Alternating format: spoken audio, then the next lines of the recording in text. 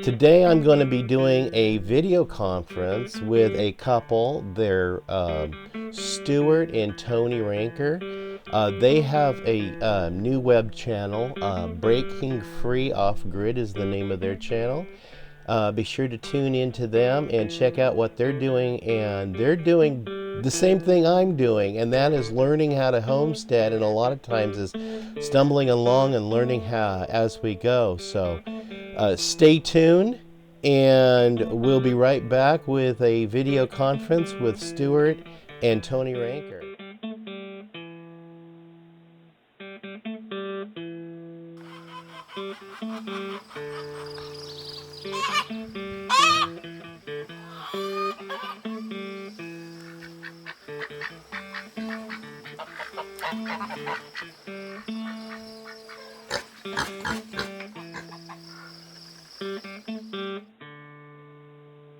Welcome back to Pine Meadows Hobby Farm. I'm your host, Jerry Hansen. So I'm with Stuart and Tony Ranker.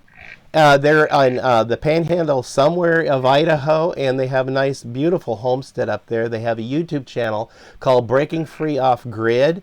And please, if you guys get a chance, go ahead and go subscribe to their channel. They have some awesome material there. And these are people who are real. They're real, authentic homesteaders, and they're really transparent with what they do. They were not afraid to show you their triumphs and their failures, just like me. So that's what makes their show so pleasant to watch. So go on over there and subscribe and tell them I sent you. So Tony and Stuart, it's nice to meet you guys. Hi. Howdy. How are you? So with Tony and Stuart, they've been living off-grid for some time now, as I have. And this conversation between the two of us, we're going to ask each other questions and give each other comments about our experience about being off-grid and what we would do differently.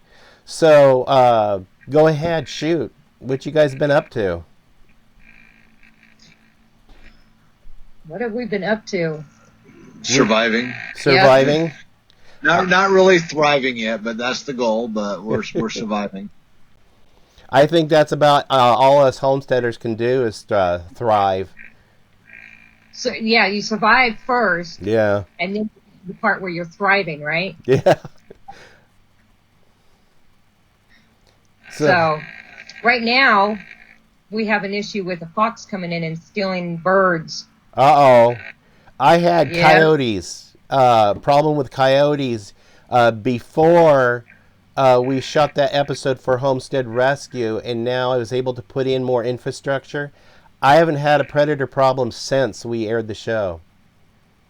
Good. Yeah, I mean, that's part of our problem. We don't have any infrastructure. We don't have fencing up or anything like that. Takes time, and it takes revenue. Well, Yes. and that's a big thing. The revenue in January, Tony got cut back to part-time at work. So that was a couple $100 a week. That sucks. Yeah. And then in May or June or July, July. It was beginning of July. they decided they didn't need her anymore.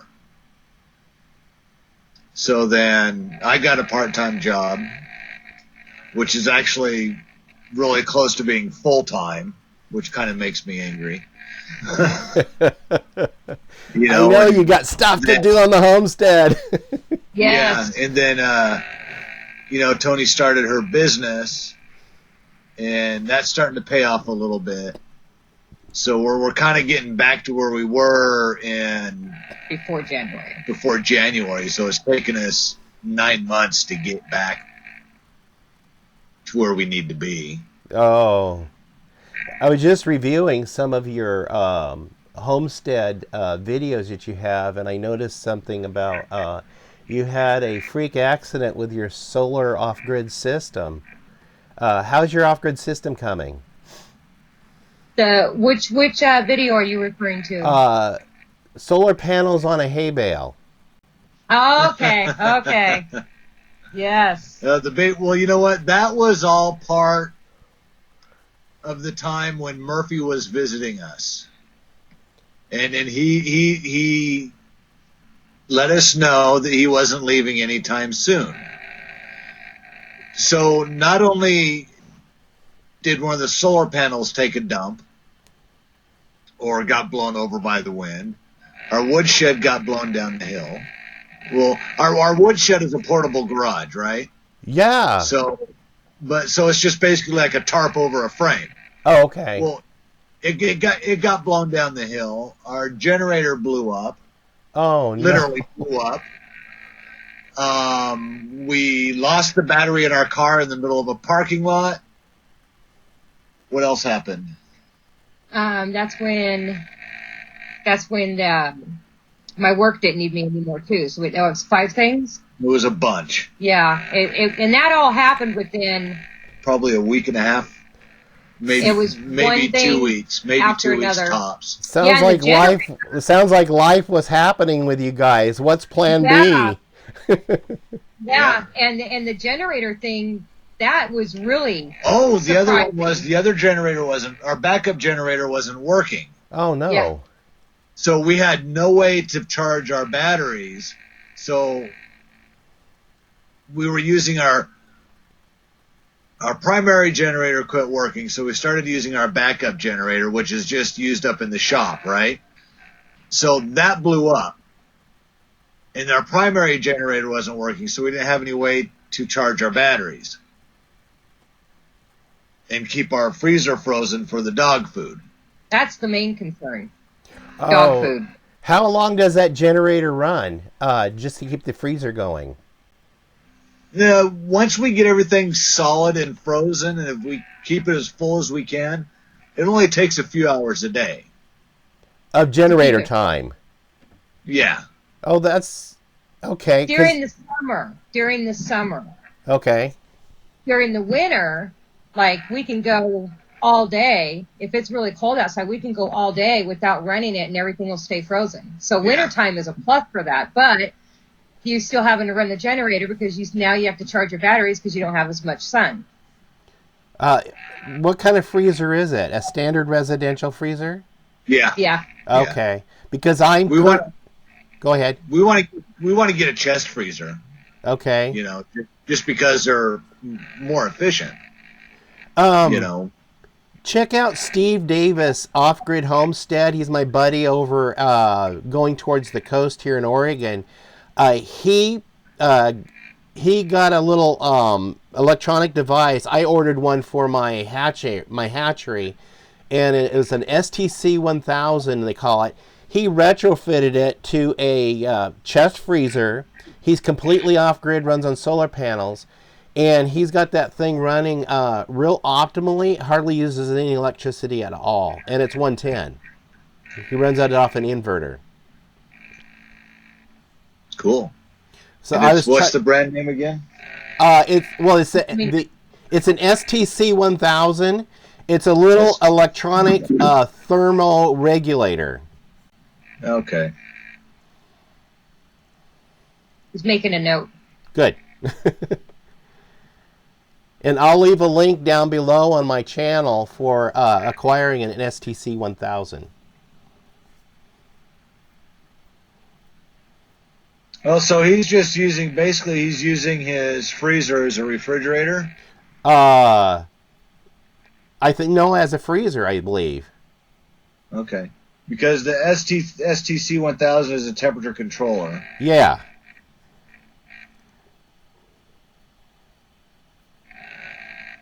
So maybe that's where it helps save the energy. Is he setting it Right. to where when he Because it's more accurate with the temperature control. It keeps it at a narrower range and keeps it and then it's not running all the time. right. Okay. That makes sense. That's kind of cool. It's also good for egg incubators because it doesn't allow the temperature in the incubator to fluctuate wildly. Right. It's only $15. Yeah, that's not bad. That's definitely a good thing to think about. Because we want to get a chest freezer and do away with this stand-up. That's what he did. He installed that on his chest freezer, replacing the built-in thermostat on the freezer itself. Yeah, that's a good idea. Look at that. Look into this one. Hold on, I gotta play here. You got to play. We're pausing the show to play. That's okay. As Jerry would say, that's what's good about editing. Yeah. Hey, you got all day, right? You need a long break? Yeah, I got all day. I'm going to go buy a couple milk goats today. Oh, nice. What time do you have to leave? Are we holding you up? It's just when I get ready to call her. Okay. Okay, so that's taken care of for me to research later. Okay. All right. So, I don't think we really answered the question, though. We were the first ones to respond. What would we have done differently? So you want to talk about the solar and the hay bales, right? Yeah. Or just solar, your solar power in general, because a lot of homesteaders going off grid want to know what they're going, what they have to do and what problems they can potentially encounter. Like I've encountered problems, you guys encountered problems, so to help them be aware of those potential problems and any victories we might have had. Don't solar. Yeah. So the biggest point, I think the biggest thing that we learned as far as our solar. Don't put them on hay bales. Don't leave them on hay bales. Got it. Build your solar rack. Note taken. No. What else? But that came, it's funny. Everything we do, it seems like, Jerry, happens because of necessity. Okay? Absolutely. So, our primary generator that we use, the reason we started using our backup generator, the reason it broke, or the reason it blew up, is because our primary generator went down. Well, not wanting to use our secondary generator all the time because it's a gas hog. I mean, it'll go through 10 gallons in 6 or 7 hours. It's a pig, and it's huge. So when our primary generator went down, that's when we were like, well, crap, we better get our solar panels set up. So our solar panels were set up so we could start getting some charge. Not because we were trying to do something efficient or the right way. It was out of necessity. Not because we're just happy-go-lucky and just putting our systems up when we need to put our systems up. No, it happened for a reason. I just didn't decide to put the solar panels on the hay bales.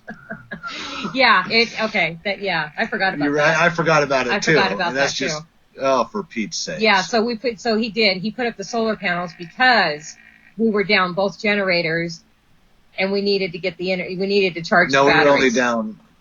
Were we down both generators? No, we were down one generator because the primary generator broke, and we didn't want to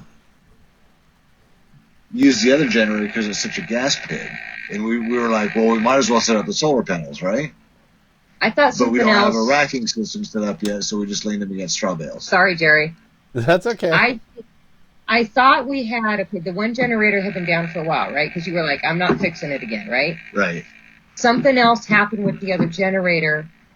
I was working, and you were like, you didn't know what was going on. You couldn't fix it right away. You ended up fixing it, but you set up the solar panel so we were at least getting charge on the batteries until you got it fixed.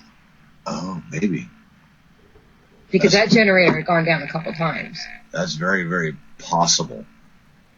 Oh, that's when it blew the little electrical unit thing. Yes.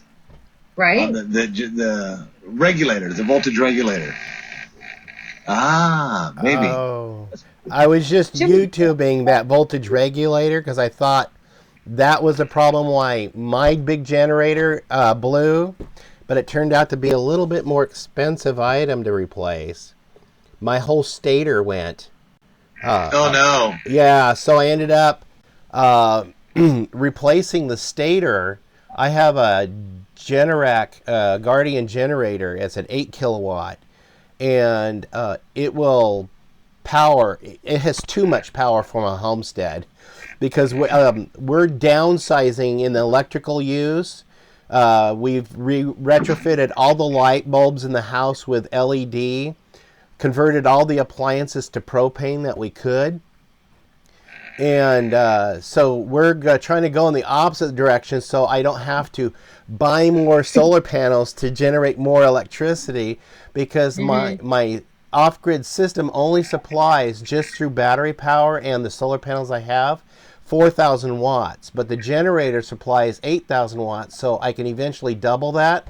But I have to ask myself, do I really want to start adding more power? But yeah, I eventually got that generator fixed and online, and then what they call the Nexus controller, the little computer part of the generator, blew. That's another $500 to replace that. Holy crap. Ouch. I know. I do have a backup generator. I've had that generator for some years, and I'm getting ready to, it's gas powered, but I'm going to buy one of those conversion kits to convert it to propane, to run on propane, and I'm putting it up at my well so I can have power in the back part of my property. And my well needs 220 to operate, but I've got my house down to where I can run 110. So the solar package I have right now is more than sufficient to run the whole house off grid, including the 2 refrigerators I have. But the well is 220, and my battery system is not powerful enough to power the well. So what I did is I took some revenue from YouTube. Thank you, YouTube, and thank you, viewers, for watching. I was able to take that revenue and buy a 2,500 gallon holding tank to set it next to the well. So all I have to do is just crank on that generator, fill the tank up, and then turn the generator off, and then gravity feed that water until it gets low enough where I have to go run the generator again, until I get my standby generator going. So, how much do you fill up your tanks now? What tanks? Your gravity fed cistern. We just received the tank. We just got the tank in last month, and I have to measure my pipes to figure out the plumbing. I've got to get some one-way valves so I have water going in and then water coming out, but not going back down to the well, but if gravity feeds. I have to figure out the whole system. So the plumbing will probably be done in 3 weeks from now, because right now I'm focusing on purchasing my big propane tank. I just saw your propane tank. I was watching an episode today. I saw you making comments. Yeah. Yeah. That is a big tank. That's the size I'm getting. Yeah, cool. Yeah, because, we want to do something with our spring runoff water. We already collect our spring water for the garden and, a little bit for household use. But I'd rather grab it from our seasonal creek that we have, because it's fast flowing water, right? So, and we want to pump it up to the top of the hill above where the propane tank sits, and then gravity feed it down to the cabin. That's ultimately our goal. Are you looking into building one of those ramjet pumps on your stream to pump it up? Yeah, Awesome. I want to build one of those. I would love to see that video episode when you get that built. Yeah. Hopefully we get a couple tanks here soon, then he can start working on that. Nice. Putting it together. If we have enough tanks, the idea is, if we have how many gallons in tanks? Well, we figure with us, the dogs, chickens, and goats, we'd use about 13,000 gallons a year, right? So up until just recently, and we were figuring on storing all 13,000 gallons a year. So we'd catch it in the spring, and that water would last us all year long. Okay. Well, there's a couple other YouTubers out there who are doing something similar to that, right? There's Homesteadonomics. He collects all his household water from rain during the monsoon season in Arizona. And I think he's got like 15 or 20,000 gallons of storage. And then there's another YouTuber, Handyman. He's doing the same thing, and he just installed a 28,000 gallon cistern to collect rainwater from. And they both live in Arizona, so that's kind of where we got our water storage idea from. But I think it's kind of far-fetched to, not really far-fetched, just kind of big-sighted to try and capture 13,000 gallons of water. So we've recently started talking about with the new cabin build and where the old cabin and the shop are going to go, that it actually puts us in great position for rainwater catchment. So we wouldn't have to have 13 or 15,000 gallons of storage on the property. We could probably get away with 5,000 gallons of storage. Oh, there you go. It sounds like a well thought out plan. Well, I don't know how well thought out it is. I just kind of... You'll know when you implement it and run out of water, and you go, I wish I would have added the extra tank. Yep, exactly. Well, that's what homesteading is all about, right? Oh, yeah, trial and error. Yeah, flying by the seat of our pants. Yep. That and doing what you can do when the funds allow. But I wouldn't trade this lifestyle for anything. No. Nope, not at all. No, it's got so many rewards. That's the top thing on my list that I would have changed. Knowing and doing what we're doing now, I wish we would have done it sooner. Yep. So, what about you? Oh, yeah. I don't know if you guys know our backstory. We actually lived on a little farm down the road for a while, and that's where I got started in homesteading. Then we ended up homeless. Just bad events happened, and we ended up in the Walmart parking lot, free campgrounds with my family, and that was harsh. That was really hard. And then me suffering from being exposed to Agent Orange when I was in the Army. I have this heart issue, and so you get that on top of being homeless, and it's just like, it's not a fun game. So finally we got a place to anchor, and I was able to find some skills that I could work with. So I went to work, of all places, in a cardiac center in the hospital. That way, in case something happened to me, I'm within steps of the crash cart. So it was really advantageous. So yeah, it worked out well for us. So I was able to get a vocation and then get planted. We got anchored over on this ranch of these people who let us park there until we got back on our feet. And then after working for some time, I was able to buy this property from the land auction. So I got this land for dirt cheap. I bought the house for dirt cheap from a private party. It's a used double-wide manufactured home. So I moved it on here and put it together myself, and I'm trying to do everything by myself because I don't have the funds to pay for a crew to do these things.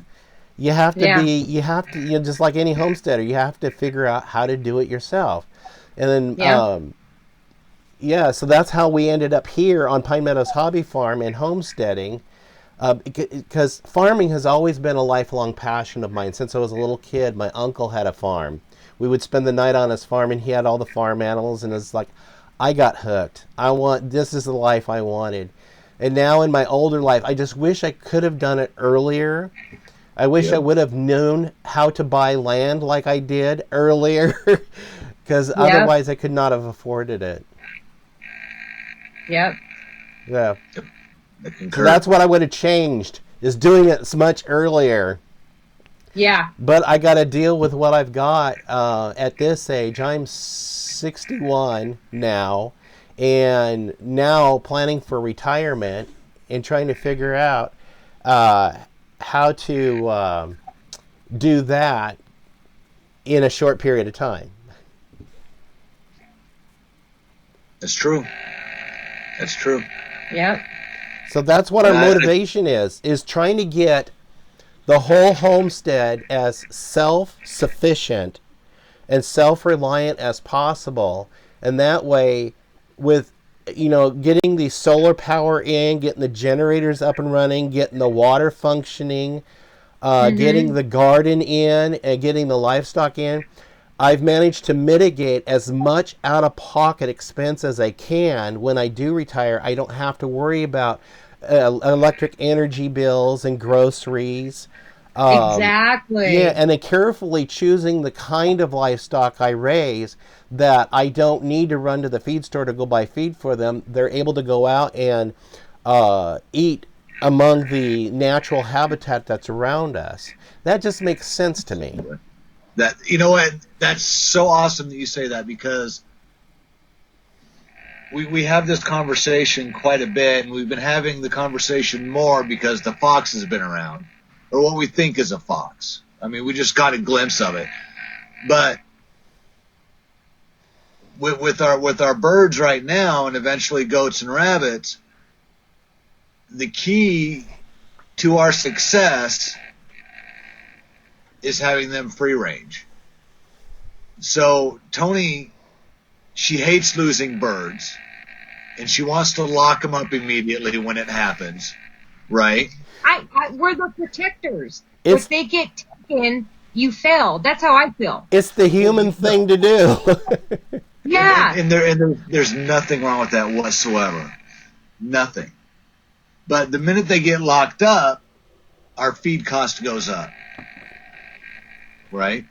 And I'm still thinking, my mindset is still, I'm not working and she's just working part-time or whatever, right? So I'm still conserving. So you're conserving feed. You're pretending that you're not working, right? Right now, your mindset is. Well, I'm not pretending. I am working, but my mindset is like, I'm not working. Okay. To save money. Hang on a sec. I got to change batteries. Uh-oh. Yeah. While you're doing that, we'll check our batteries. Let me know when you're ready. I'm just farting around. That's what I do a lot of, especially at my age. I think he sat back down. Okay.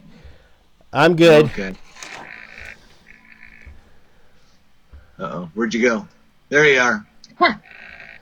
So let's put the cigarettes down because I don't want. Anyhow. Nasty habit. As soon as I used to smoke. As soon as we lock the birds up, our feed costs raise. So we're constantly thinking, how can we reduce our feed costs? Well, free ranging is one thing. We've started fermenting their food. We have a video coming out on that. Oh, I'd be very interested in seeing that.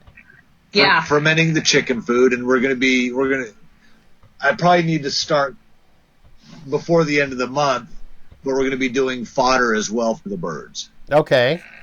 Okay. So it all goes within the big spectrum of things of, okay, so that all works great for the chickens and probably the rabbits. So what about goats?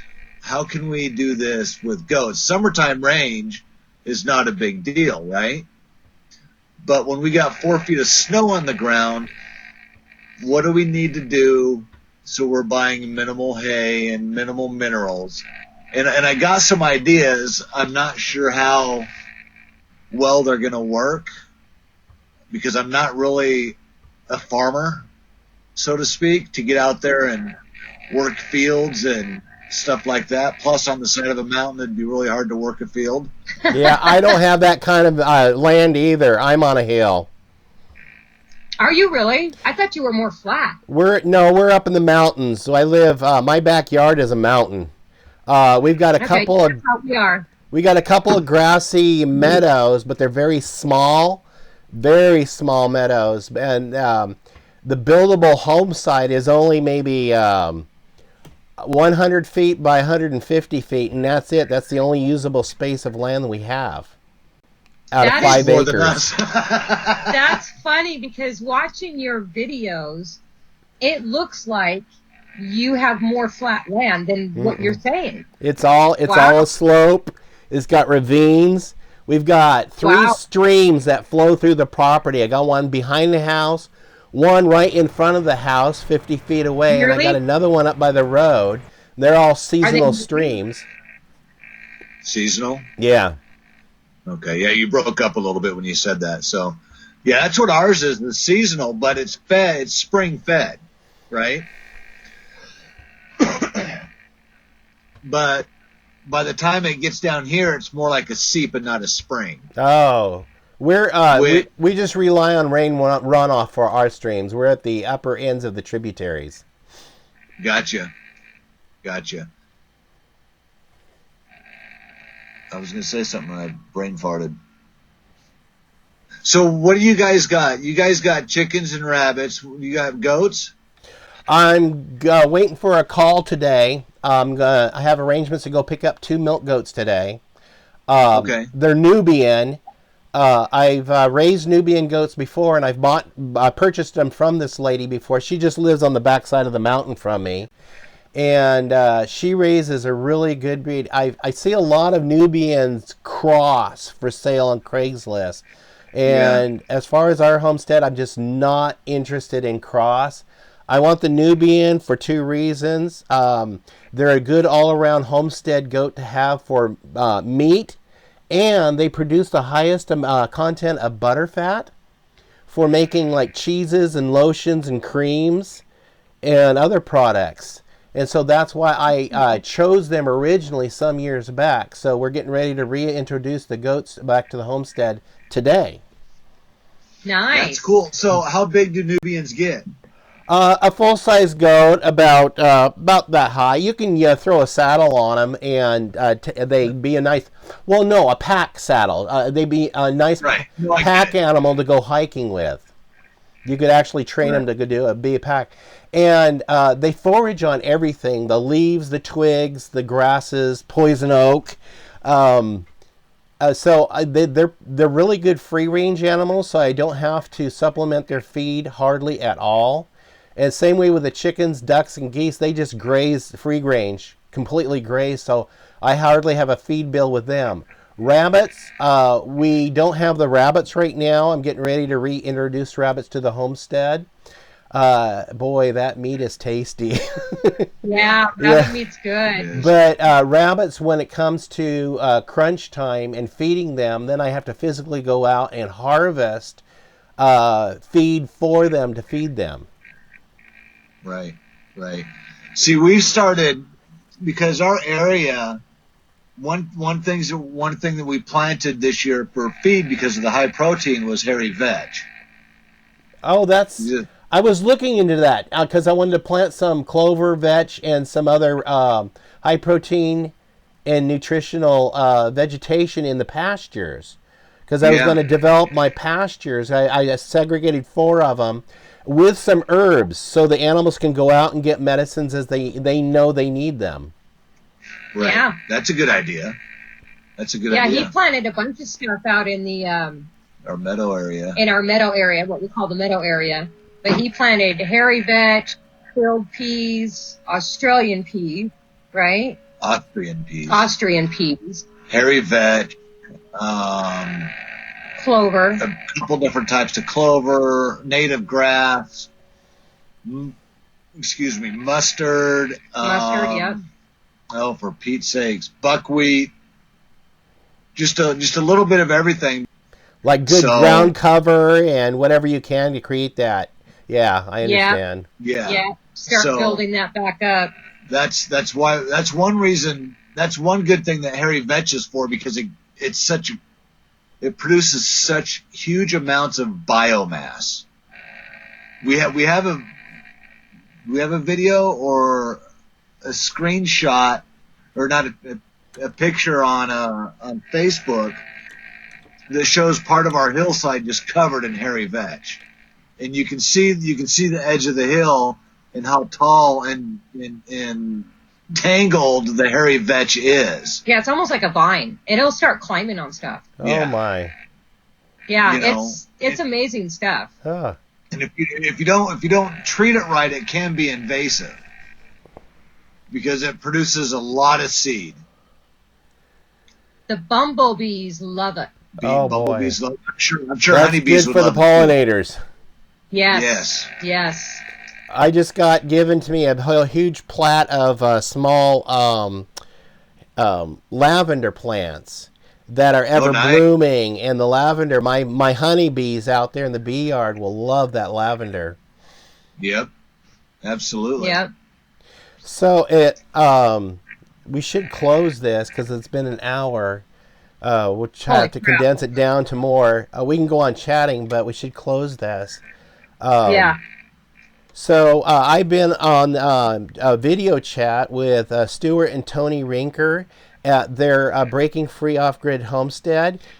I want to thank you guys for coming and joining the Rinkers and the Hansons here on the Homestead. Please stay tuned to more videos. So please give me a thumbs up, leave a comment, and please subscribe if you haven't already. And don't forget to go over to the Rinkers channel and subscribe them.